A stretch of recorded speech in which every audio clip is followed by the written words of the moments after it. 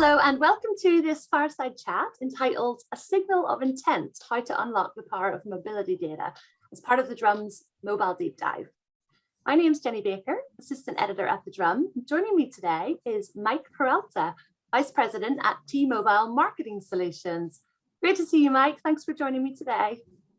Great to be here.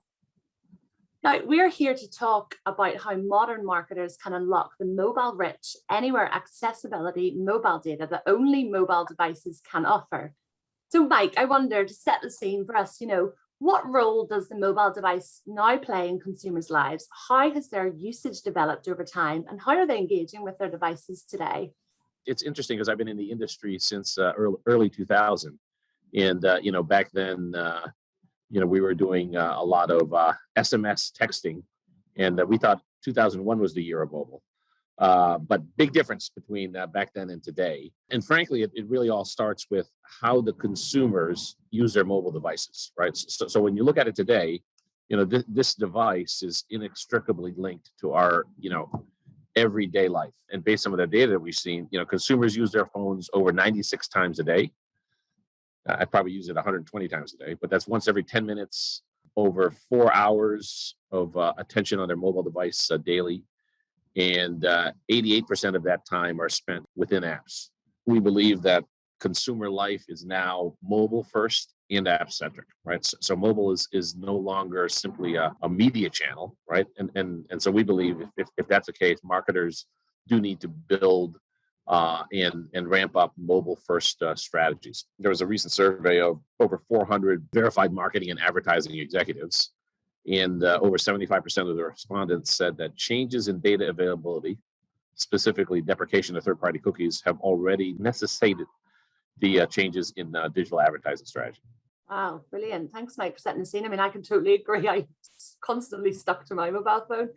So, what kind of insights, I guess if we talk like profiles and personas, can marketers glean about consumers through the apps? At T-Mobile Marketing Solutions, we focus on app ownership and app usage, right? So when you think about, the apps you have on your devices and what you use and when and how much time you use it, those are all, great signals that we can use to create different audiences. And I'll give you a few examples, right? So, what we found are, people who own popular food delivery apps significantly over-index for Uber and Lyft app ownership. And so when you see that, we can make recommendations to the brand that they should consider advertising within those vehicles, right? And we would say that something like rideshare advertising would be a good addition to their media plan. Regional bank app audience over-indexes for apps like Square Point of Purchase, Facebook Business, Nextdoor, and Life360. They were almost 5 times more likely to have the Square app than the general population. When we work with different marketers, they have different personas that they've traditionally targeted on desktop or offline that we can easily target via app ownership and app usage. I'll give you some examples. Like one is designer shoppers, right? So when we put together an audience of designer shoppers, 30% will own PayPal, 40% owns some kind of cash app, over 50% owns a Netflix app. And then we find they're also 11 times more likely to own Poshmark and 10.8 times more likely to own the Nike training app. So there's really, quite a bit of a deep insight. As I said earlier, it really all boils down to, the mobile device is being, so connected to how you live life every day that it's such a high signal of intent. What we're putting these audiences together. Definitely. And, as you said earlier, mobile, it's not just a channel. So I guess, how can marketers use these rich insights and data signals to improve their marketing strategies? You can provide key data that our clients and advertisers can leverage to better connect with travelers ready to book their next flight, get a rental for a road trip, right, or plan their next vacation. Particularly now, as we're getting past what we did last year, I think more and more people are more than likely to do that. Right. So we found on the traveler side that 61% of travelers said they plan to spend more than they normally would on a trip this year, right? Since they couldn't travel in 2020, which makes sense, right? Intuitive. However, 69% still do not feel safe traveling on an airplane yet, right? And then, making some other connections to different apps, we also found they're 11 times more likely to own the Zillow app. 85% of parents anticipate traveling domestically in the next 12 months. and some other sort of interesting app stats. They're also 2.5 times more likely to own the Gas Buddy app, or 4.4 times more likely to own the Google Nest app. So all of these different insights can help build audiences that, depending on whether you're an advertiser like United that are selling flights, or hotels, we can all build real interesting audience segments depending on what the client's objective function is. So Mike, can you tell us about the beta launch of AppGraph Plus, which is a unique data segment from T-Mobile, only available on the Magenta Audience Network? How has that evolved, and what can it do for marketers? We're super excited about AppGraph Plus. So when you look at mobility data, that's T-Mobile's exclusive broadband data set that matches app ownership and app engagement data to mobile ad IDs, or MAIDs, right? So non-cookie, and it enables marketers to target consumers based on their genuine mobile app interests and behaviors, right? And so when you look at AppGraph Plus, the super interesting thing about it is, since it's powered by MAIDs, it's built with privacy in mind, and we're able to target right down to the device.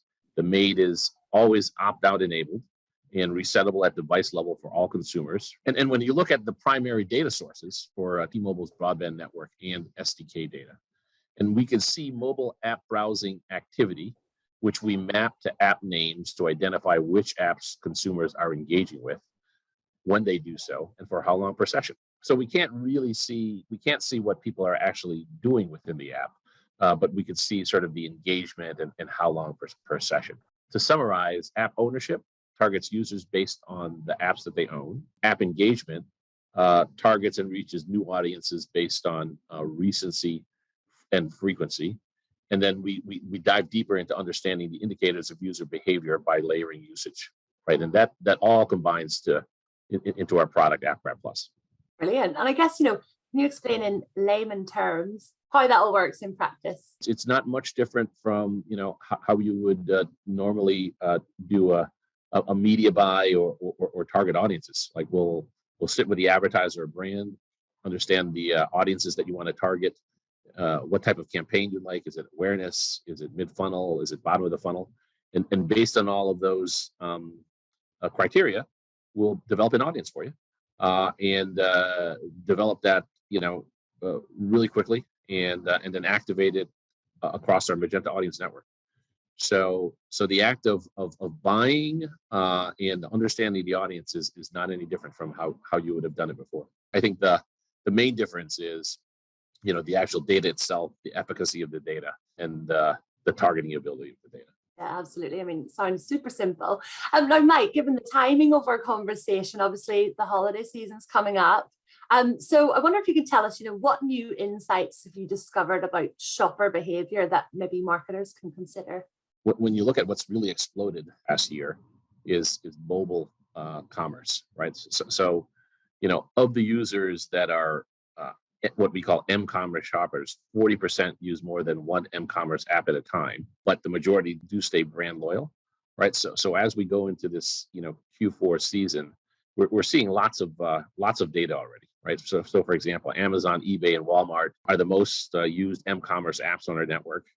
And actually, in the last 4 weeks, 33% of Android devices have used Amazon Shopping, 11% have used eBay, and 10% have used Walmart. The other big thing is as we sort of look at the increase in availability and usage of 5G, we've also found, right, particularly as part of the retail and m-commerce experience, that users that switch from a non-5G phone to a 5G phone are spending the same amount of time on m-commerce apps, but are using more data, right? So which means that they're spending and doing a lot more of their shopping within the app on 5G, which again is probably pretty intuitive, because the faster and the more pleasurable the consumer experience is, the easier it is to do your shopping through your handset. This is going to be another big year for holiday shopping, and an even bigger year for m-commerce or shopping through your mobile device. Brilliant. Thanks. Some great insights there.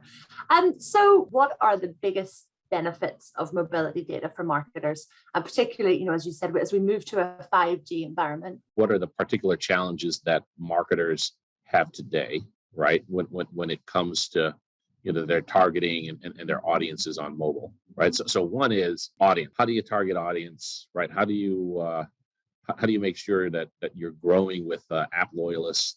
How do you make sure you scale?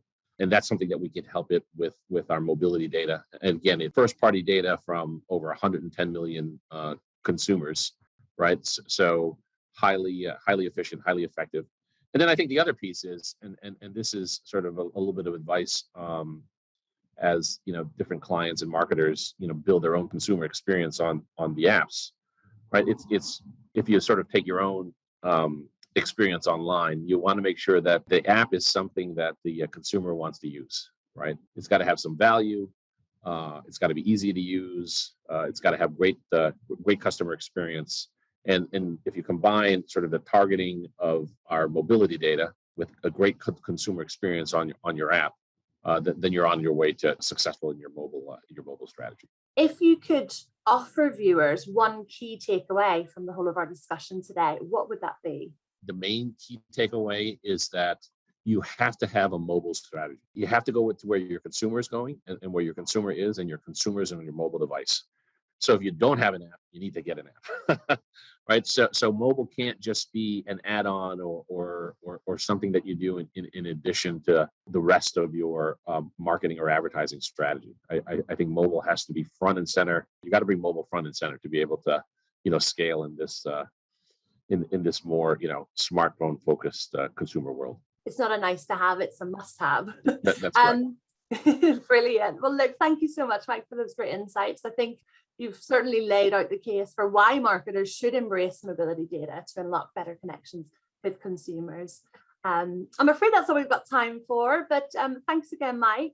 And thank you to the viewers for watching. And you can find this content over on the Drum website in our Mobile Deep Dive Hub.